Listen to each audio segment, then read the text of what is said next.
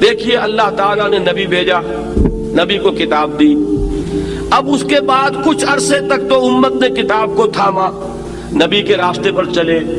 اس کے بعد بدعات، اس کے بعد نئی رسومات، اس کے بعد تفرقہ، اس کے بعد اختلاف، کتابیں پڑھ رہے ہیں، تورات کے عالم ہیں، آپس میں دست و گریبان ہیں،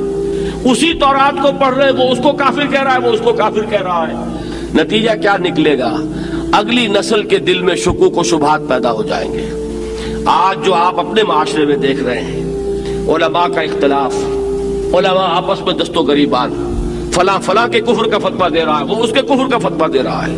اس کی نماز اس کے پیچھے نہیں ہو رہی، اس کی نماز اس کے پیچھے نہیں ہو رہی، اور غضب خدا کا یہ کہ دونوں حنفی، بریلوی بھی حنفی اور دیوبندی بھی حنفی، لیکن حنفی کے مابین اس طرح کا بیر، اس طرح کی دشمنی۔ لیکن یہ کہ دوسروں پر جو اثر ہوگا سو ہوگا،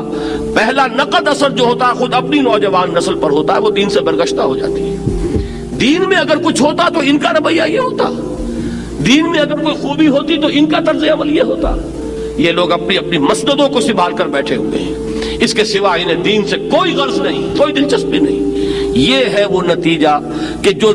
پیدا ہوتا ہے سب سے خطرناک، کہ نئی نسل، آنے والی نسل وہ دین سے برگشتہ ہو جاتی ہے۔ وَإِنَّ الَّذِينَ أُورِثُوا الْكِتَابَ مِن بَعْدِهِمْ، اور وہ لوگ کہ جو ان کے بعد کتاب کے وارث بنائے گئے، لفی شک منہ مریب، وہ اس کتاب ہی کے بارے میں شک و شبہ میں مبتلا ہو گئے۔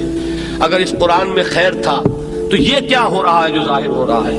ہم نے تو قرآن نہیں پڑھا۔ دیکھیے میں بات وہ کر رہا ہوں جو صحیح بات آپ کے معاشرے میں ہے،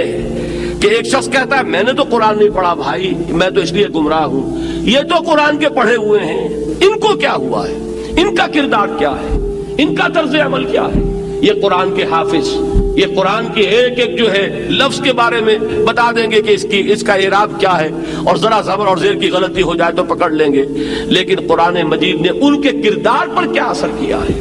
ان کو جو آپس میں پھاڑا ہوا ہے، تو اس سے جو اصل جو بد اعتمادی پیدا ہوتی ہے خود اس قرآن کی طرف سے ہوتی ہے۔ وَإِنَّ الَّذِينَ أُورِثُوا الْكِتَابَ مِن بَعْدِهِمْ لَفِي شَكٍّ مِّنْهُ مُرِيبٍ۔ نتیجہ یہ نکلتا ہے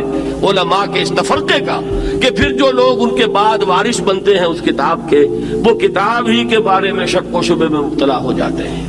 شک وہ کہ جو مریب کہتے ہیں، ریب کہتے ہیں، دل میں دغدغہ پیدا ہو جائے، خلجان پیدا ہو جائے، پتہ نہیں ہے کہ نہیں ہے، صحیح بھی ہے کہ نہیں ہے،